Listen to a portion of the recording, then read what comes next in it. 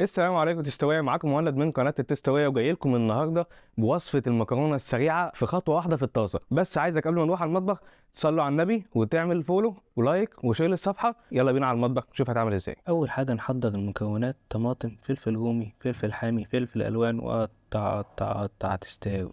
كله مكعبات. شايف الجمال؟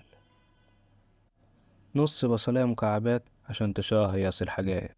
في حلة على النار وانزل بمكرونتك وخضارك المتقطع. كل المكونات هتنزل بيها في نفس الحلة أو نفس الطاسة. فصين توم مفرومين فرم السنين. انزل بالتوابل: ملح، فلفل، بابريكا، كزبرة ناشفة، ومكعب ماجي عشان يظبط لي مزاجي. معلقة زبدة والتانية صلصة، وأقلب في كوباية مية. ننزل بقى بالبصل المتقطع ونغطي عليه عشان يستوي. بص معايا كده، يا تستاوي يا جامد، بس ايه، امسك نفسك. حاجة عظمة، مش هقولك تاني. أكاد من فرط الجمال يذوب.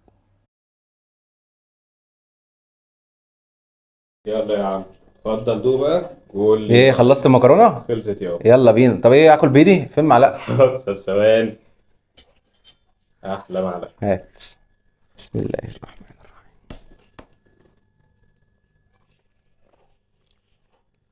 الرحيم. ايه الكلام؟ انت طلعت شيف ولا معرفش؟ حبيبي. جامده جامده. انت ما كملتش فيها 10 دقايق يا ابني. اي خدمة.